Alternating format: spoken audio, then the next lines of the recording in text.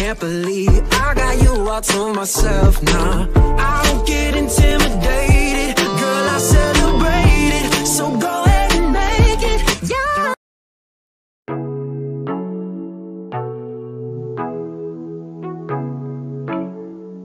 자, 3학년 학생 여러분 안녕하세요. 역사 시간입니다. 저는 여러분들의 역사 선생님이고요. 그리고 이 동영상을 직접 만들고 편집하는 편집자 김혜준입니다. 네, 여러분들 이제 우리가 온라인 수업을 한 지도 지금 한 주 좀 지나고요. 이제 2주차 또 지나고 있는 중이죠.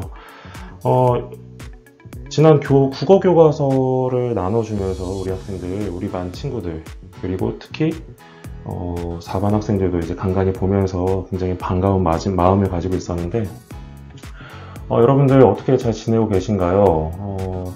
점점 이러다가 여러분들 이름하고 얼굴도 까먹을 지경입니다. 자, 그래서 여러분들 댓글을 달면서 제가 피드백을 할 적에 비상 연락망 사진 보면서 제가 그렇게 다시 한번 기억을 되살리고 있거든요.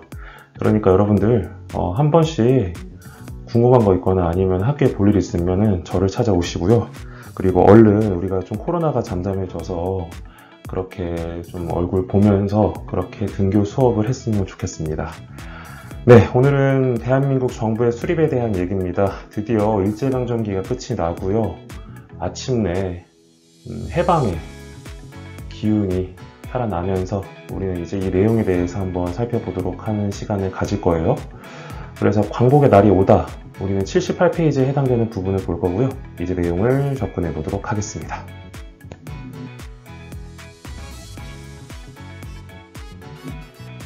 자, 크게 오늘 목차는 세 가지입니다. 광복의 날이 오다, 그리고 이 해방된 이 상황 속에서 독립국가를 세우기 위해서 노력하는 부분, 그리고 세 번째로는 남과 북에 다른 나라의 군대가 와서 군정이 실시되는 부분까지 보도록 하겠습니다.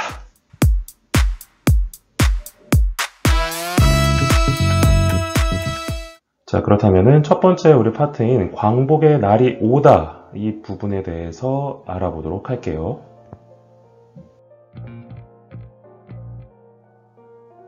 자, 여러분들 우리나라에 광복이 언제 있었는 줄 아시죠? 자, 바로 1945년 8월 15일입니다. 자, 그래서 그 전까지는 일본이 독일 그리고 이탈리아와 함께 연합을 해서 다른 지역에 이제 연합군과 상대를 하고 있었죠. 자, 그러면서 일본이 마침내 패하게 되는데요. 자, 패하면서 우리나라 독립을 하게 된 상황입니다. 자, 마침내 1945년에 일본의 히로시마와 나가사키 지역에 원자폭탄 2방을 터뜨립니다. 정말 일본 안에 있는 많은 사람들이 피해를 입었죠. 자, 그러면서 일본의 천황은 이러한 상황을 감지를 하고요. 더 이상 이제 안 되겠다, 우리 안 되겠습니다 하면서 무조건 항복을 하게 됩니다. 그래서 연합군 대표들이 모인 자리에서 사인을 하면서 마침내 항복을 하게 되고요. 자, 우리가 일본의 식민지 하에 있었죠. 근데 일본이 패전국이 되면서 자연스럽게 우리는 독립을 할 수밖에 없는 상황이 되었고요. 자, 이제 한국의 독립을 슬슬 우리가 약속을 하자라고 하는 분위기가 형성되면서 강대국들 사이에 이제 회의를 하게 됩니다. 이제 그 다음은 회의에 대한 내용들을 알아보도록 할게요. 자, 그래서 광복과 관련된, 우리나라의 독립과 관련된 국제회의가 우리 교과서에는 대표적으로 2개에서 3개 정도 있습니다. 자, 첫 번째로는요, 1943년 11월에 카이로 지역에서 있었던 카이로 회담입니다. 자, 중국, 미국, 영국의 대표들이 모여서 회의를 하게 되는데요. 그 중에서 가장 대표적이었던 게 바로 적당한 절차를 거쳐서 한국을 독립시키자라고 하는 내용이었어요. 자, 한국의 독립을 보장한다는 얘기죠. 굉장히 좋은 내용이기는 한데, 자, 우리 앞에 있는 이 단어 있죠? 적당한 절차라고 하는 이 단어가 이후에 어마어마한 나비 효과를 불러일으키게 됩니다. 자, 여기에 대한 내용은 우리가 다음 시간에 살펴보도록 할 거고요. 자, 근데 핵심은 뭐냐? 이 카이로 회담에서 중국, 미국, 영국의 대표들이 모였고 적당한 절차, 그리고 그 이후에 한국을 독립시키자라고 하는 내용이에요. 자, 그리고 두 번째 국제회의로는요, 얄타 회담입니다. 이제 조금 시간이 지나서요, 1945년 2월에 있었던 회담이에요. 자, 그래서 영국, 미국, 소련의 대표들이 모입니다. 그러면서 대표적으로 어떤 것들을 논의를 했냐? 바로 이제 마침내 일본이 점점 패배의 그런 기운으로 접어들게 되었는데, 자, 소련군이 일본과의 전쟁에 참전을 결정한다는 거죠. 자, 그래서 연합군 편에 소련이 서는 거고요. 일본을 박살내겠다. 이렇게 하는 겁니다. 자, 미국한테도 그렇고요. 소련한테도 그렇고, 이 얄타 회담에서 소련군이 전쟁에 참여한다는 것은 서로 양국 간에는 뭐 나쁘진 않았어요. 왜냐하면 일본이 이미 지고 있었기 때문에 소련이 정말 손쉽게 이길 수 있는 확률이 높았고요. 그리고 추가적으로 일본이 지면은 소련이 일본의 그 북부 지방을 차지하려고 했던 계획이 있었죠. 자, 그리고 미국은 나름대로 일본과의 전투에 있어서도 소련의 힘을 빌려서 정말 손쉽게 제압을 하려고 했던 의도도 있었고요. 자, 그러니까 소련군이 참전을 결정하면서 거의 이제 승률, 연합군의 승률은 엄청나게 높아졌다라는 것들을 생각하시면 되겠습니다. 자, 그리고 마지막 세 번째 회의로는요, 포츠담 회담입니다. 1945년 7월에 있었고요. 자, 영국, 미국, 소련의 대표가 만나서 회담을 가졌죠. 자, 그래서 여기에서 이제 주로 다뤘던 내용은 우리가 이전에 1943년에 카이로 회담에서 적당한 절차를 거쳐 한국의 독립을 우리가 보장하자, 약속하자라고 하는 내용이었는데요. 이 회담에서는 그때 결정했던 한국의 독립을 다시 한번 확인한다는 것에서 그 의미가 있었죠. 그래서 무조건 인정 이런 식으로 이제 확인을 받는 회담이 바로 포츠담 회담이었죠. 자, 우리가 국제회의는 총 3가지가 있었고요. 거기에 대한 내용도 여러분들 각각 잘 구별할 수 있어야 하겠습니다. 굉장히 중요한 내용들이에요.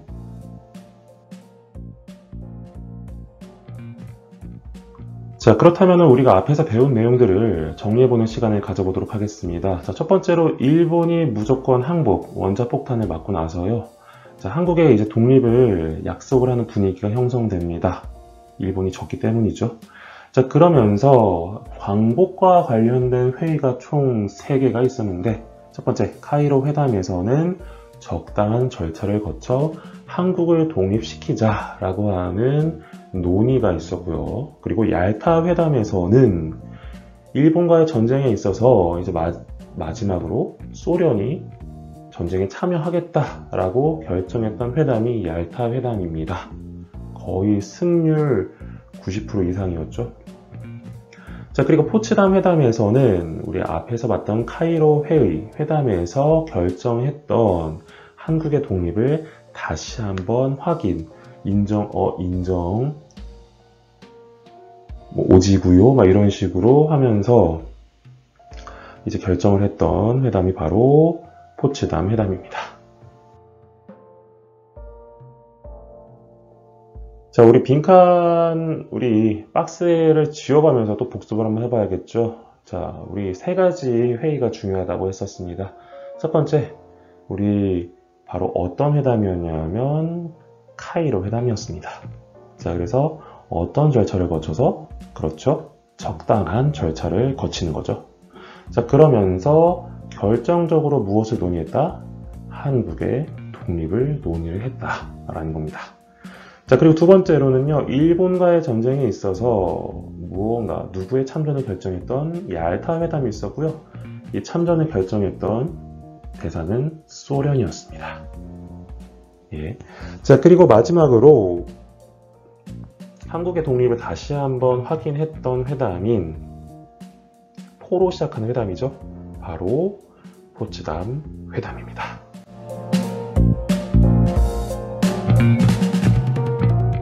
자, 1945년 8월 15일 날 마침내 한반도, 이 땅에 있는 사람들은 마침내 해방의 맛을 맛보게 되었고요. 어느 순간 찾아온 이 독립이었기 때문에 사람들은 굉장히 어안이 벙벙하고 되게 기분이 좋기도 하면서 혼란스럽기도 했습니다. 자, 그렇기 때문에 새로운 독립국가를 세우기 위해서 여러 사람들이 굉장히 많은 노력들을 하게 되는데요. 거기에 대한 내용들을 살펴보도록 하겠습니다.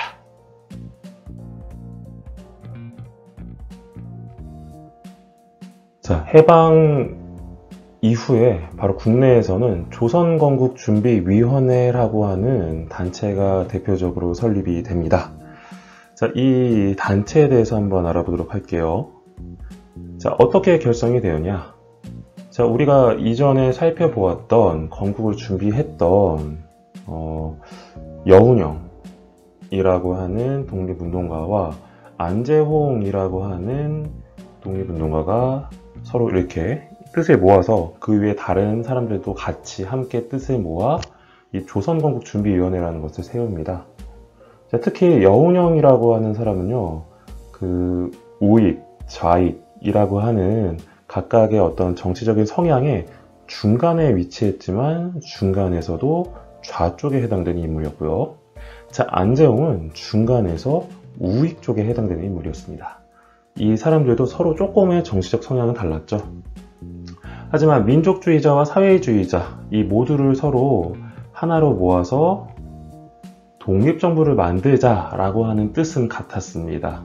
그래서 이 뜻이 맞는 사람들끼리 모여서 조선건국준비위원회라고 하는 단체를 만들었고요. 자, 그러면서 해방 이후에 새로운 정부를 만들 준비를 했습니다.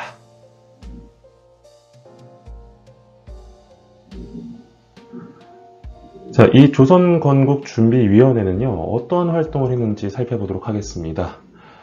일단 여러분들 중학교 수준의 내용에서는 사실 이 조선건국준비위원회 건준위의 활동은 딱 하나밖에 없어요. 하지만 여러분들이 점점 고등학교로 올라가고 혹은 대학교에서 역사를 전공하는 사람들은 더 많은 것들을 배우게 될 테니까 여러분들 우리 일단은 이 한 가지에 대해서 대표적으로 보도록 할게요. 첫 번째, 바로 치안대를 설치를 하는 겁니다. 자, 치안대라고 하는 것은 바로 무엇이냐?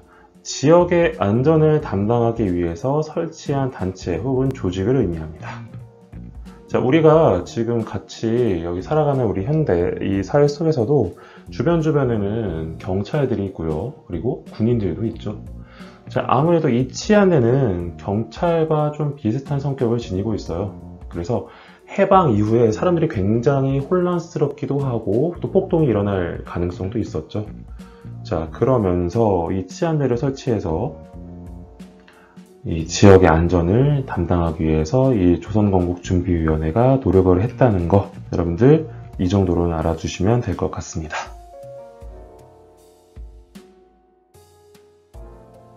자, 조선건국준비위원회 뿐만이 아니라 해방 이후에 다양한 정치단체가 이 국내에 등장을 하게 됩니다. 특히 이 김구와 이승만과 같은 국외에서 활동했던 독립운동가 세력들이 이제 해방 이후 이 한국을 좀 더 독립된 정부로 만들기 위해, 독립된 국가로 만들기 위해서 귀국을 하게 됩니다. 한국으로 귀국을 하게 되고요. 마스크 쓰고 귀국하지는 않았습니다. 제가 예시로 사진을 든 겁니다. 자, 그래서 굉장히 다양한 정치인들, 독립운동가 출신들이 이 뜻을 가지고 여러 가지 단체를 만들었다는 거 아시겠죠? 자, 특히 여기 앞에 있는 여기 사진에 있는 여러 이제 인물들이 있죠.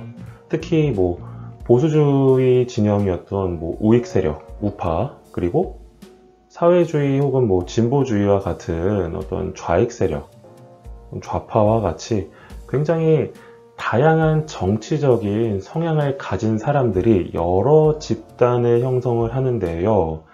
이 이념을 달리하는 단체들이 막 이제 해방의 그 상황 속에서 막 등장을 하는 겁니다. 야, 우리가 한번 정부 만들어 보자. 아니야, 우리가 만들어 보자. 아니야, 우리가 만들어 보자. 뭐 이런 식으로요. 자, 그러면서 정말 이 상황은 굉장히 혼란스러웠고요. 이 독립국가 건설은 굉장히 순조롭지는 못했죠. 다양한 정당, 그리고 다양한 단체. 자, 그래서 조선건국준비위원회는 굉장히 크기도 했지만 이 다양한 사람들이 등장하면서 그 안에 있던 뭐 여운형이라든가 뭐 이런 사람들이 또 빠져나가게 됩니다. 그래서 점점 그 세력은 또 약해지게 되겠고요.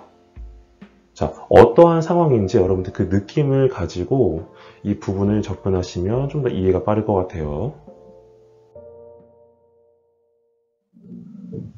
자, 내용들을 한번 복습을 해보죠.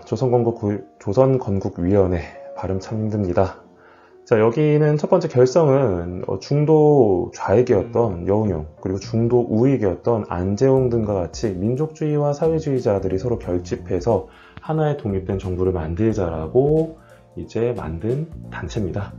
자, 그래서 해방 이후에 굉장히 혼란스럽고 치안 유지가 어려웠던 이 한국 내의 상황들을 치안들을 조직해서 이 치안 유지를 시키려고 노력을 했던 거였죠.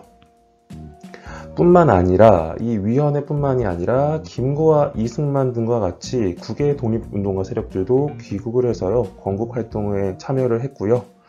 자, 그리고 뭐 우익이라든가 좌익이라든가 여러 이념을 달리하는 여러 정치 세력이 등장해서 서로 자신들이 이 한국을 대표해서 나라를 세워보겠다라고 하는 주장들이 강했기 때문에 이 독립국가 건설은 쉽지가 않았습니다.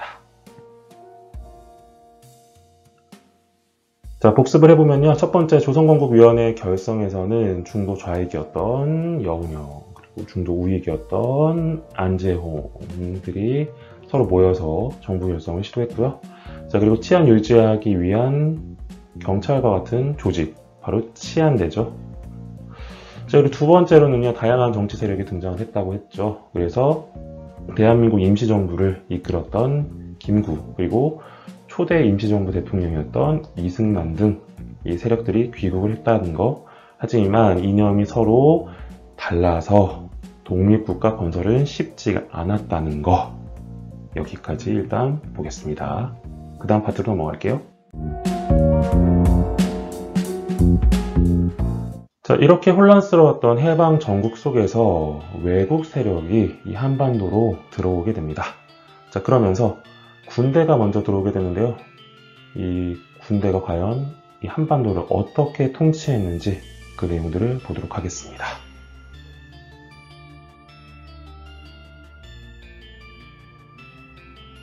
자, 우리 아까 파트 첫 번째 부분에서 강대국들이 논의를 했던 거 기억나시죠?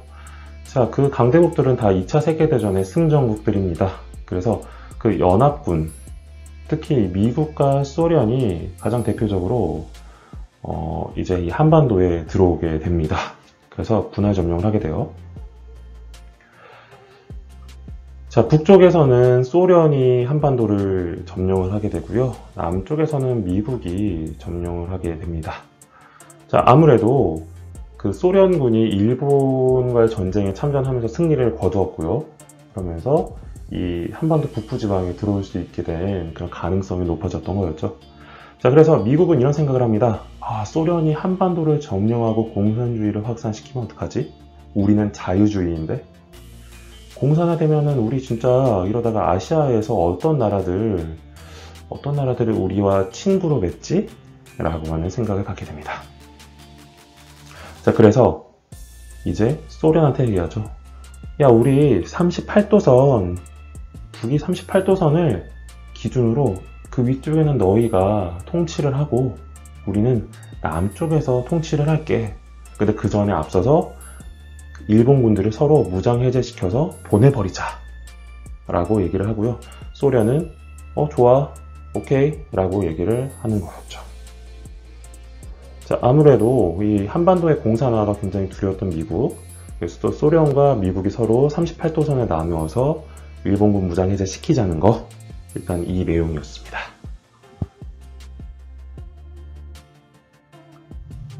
자, 그렇다면 북위 38도선 이남 부분에 대해서 한번 보도록 하겠습니다. 자, 이제 미군이 이 한반도 남쪽에 들어오면서 미군정을 실시합니다. 미군 정부의 줄임말이죠. 자, 우리 사진에서 보는 거는 바로 조선 총독부 건물입니다. 근데 이 조선 총독부 건물을 그대로 이어받아요. 자, 그래서 조선 총독부가 그동안 가지고 있었던 권한을 미군이 그대로 이어받으면서 38도선 이남에서 통치를 하게 되었던 거죠.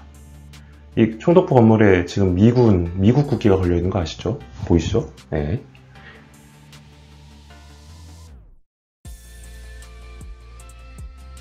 자, 그래서 어떠한 특징을 가지고 이제 통치를 하게 되었냐?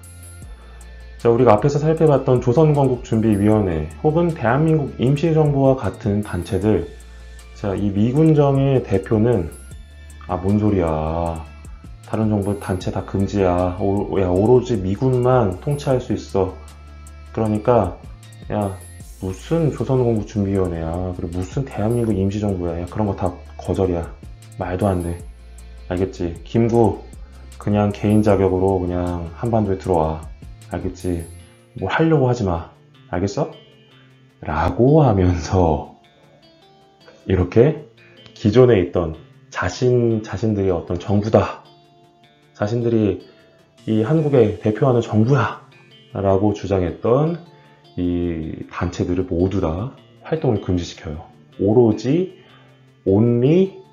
미군정만 이 한반도 이남에서 허락된 정부라는 것을 강조했죠.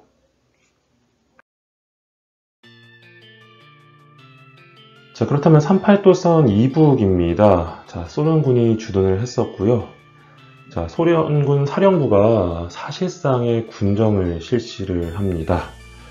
자, 그러면서 나름 이제 한반도 북쪽에 사회주의 사상 혹은 공산주의를 굉장히 추구하던 사람들이 많아지고 있었죠. 자, 그러면서 소련은 보면서 잘하고 있구만. 그래, 야, 우리가 정부 설치할 테니까 일단 너희들은 편하게 여기서 너희가 사회주의 사상을 마음대로 키워나가. 알겠지? 라고 하게 됩니다.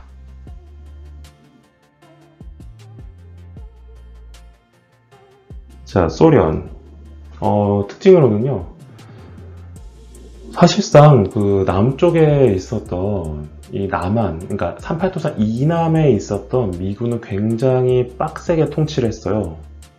야, 사회주의자 보이면 다 그냥 추방시켜, 진행시켜, 이런 식으로. 자, 그렇기 때문에 굉장히 빡세게 통치를 했는데, 자, 소련은 어떻게 했냐? 각 지역에 인민위원회를 설치합니다. 자, 그러면서 인민위원회를 설치한 후에 그 지역을 위원회가 통치하고 소련은 그냥 간접적으로 그거 잘하고 있네. 잘하고 있어. 이런 식으로 하면서 간접 통치를 하는 거죠. 여기 인민위원회 안에 있던 사람들은 내래 우리 소련께서 이렇게 하해와 같은 마음으로 우리에게 통치의 기회를 주시니 우리는 소련을 따라야 합니다. 이런 식으로 얘기를 하는 거죠. 인민위원회 아시겠죠? 자, 그러면서 북한은 점점 사회주의화, 공산화가 진행이 됩니다. 자, 마침내 북조선 임시인민위원회라고 하는 큰 단체가 설립이 돼요. 그러면서 점점 사회주의 사상이 더욱더 확산이 됩니다. 북조선 인민위원회, 북조선 임시인민위원회 아시겠죠? 자, 그러면서 민족주의자들을 탄압을 합니다. 자, 아무래도 이 독립운동가 출신의 민족주의자들이 아마 남쪽에도 있었을 거고요. 북쪽에도 있었을 거죠. 자, 그러면서 이 북쪽에는 사회주의 사상이 굉장히 커져가고 있었기 때문에 이 민족주의자들을 탄압을 했습니다. 자, 그러면서 동무는 우리 소련을 충성하지 않은 관계로 죽여버리갔어. 내래 우리 이 사회주의 사상에 참맛을 하지 못하면 다 숙청하라고 하면서 탄압을 하게 되는 거죠. 많은 독립운동가들이 탄압을 당했습니다. 자, 그러면서 점점 공산주의 세력의 권력이 장악되고요. 그 중에서 더욱더 눈에 띄던 사람은 김일성이라고 하는 사람이었죠. 김일성 어디서 많이 들어봤죠? 자, 오늘날의 북한을 세운 사람이죠. 자, 북한의 공산화 이렇게 진행되는 거 여러분들 좀 아시겠죠? 네. 자, 결국 38도선은 과연 어떻게 이 성격이 변했을까요? 자, 처음에는 이 미군과 소련군이 각각의 일본군을 무장해제시키기 위한 군사 분계선의 성격이죠요. 마침내 민족과 국토를 가르는 분단선으로 남게 되었습니다. 자, 결국 이렇게 소련과 미국과 소련의 이 한반도 점령으로 인해서 한국인의 독립국가 건설은 더욱 멀어지게 되었고, 그 다음에 배울 내용들은 우리를 더욱더 혼란스러운 해방의 모습을 보여주게끔 했죠. 야, 좀 답답하죠?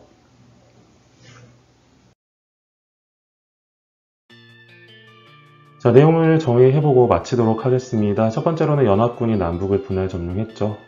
자, 남에는 미국, 북에는 소련, 그래서 38도선을 기준으로 점령했다. 하지만 미국은 한반도에 공산주의가 확산될 것을 우려해서 각각 점령해서 일본군을 무장해제하자고 제안을 했던 거였죠. 자, 그러면서 38도선 이남에 위치했던 미군은 미군의 정부였던 미군정을 설치해서 남한을 통치했고요. 그리고 모든 단체를 부정을 했고요. 미군정이 직접 통치를 했죠. 그 다음에 배우겠지만 이 친일파 세력은 그대로 공무원 위치에 남겨두고요. 미군정 밑에서 친일파 세력은 없어지지 못하고 자신들의 세력을 키우게 됩니다.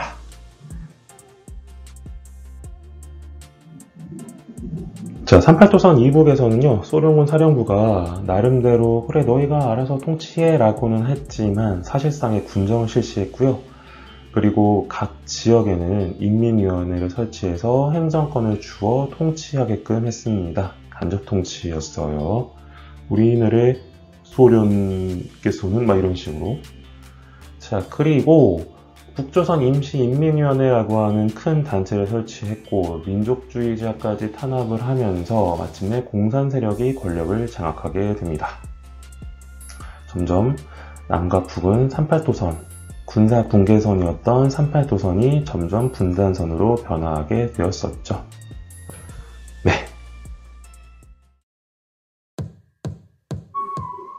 네, 이렇게 해서 여러분들 우리가 해방 이후에 정말 여러 가지 내용들을 한번 공부를 해봤습니다. 예, 아무래도 지금 우리가 남한과 북한으로 나뉘어져 있는 것은 이때 당시에 단추를 잘못 끼운 게 아닌가, 혹은 강대국들의 그런 압력에 의해서 우리가 스스로 나라를 독립시키고 또 정부를 세우지 못한 것들이 좀 있는 것 같기는 합니다. 자, 하지만 일제강점기 그 내용보다는 조금 마음 편하게 여러분들 역사 내용을 들으실 수 있을 것 같고요. 공부할 수 있을 것 같아요. 네, 어느덧 여러분들 이렇게 해서 우리가 수업을 오늘 마치게 되었는데요. 여러분들 굉장히 고생 많이 하셨고요. 여러분들 저 이 수업에 대한 내용들, 궁금한 점, 그리고 시험에 대한 궁금한 점 등은 저에게 오픈 카톡방, 오픈 채팅방에서 저한테 질문을 해주시면 될 것 같습니다. 자, 그렇다면 여러분들 굉장히 듣느라고 고생 많이 하셨고요. 우리는 그 다음 내용, 해방 이후에 과연 이 남쪽과 북쪽은 과연 어떻게 진행이 되는지에 대해서 살펴보도록 하겠습니다. 여러분들 다음 시간에 만나도록 할게요. 안녕.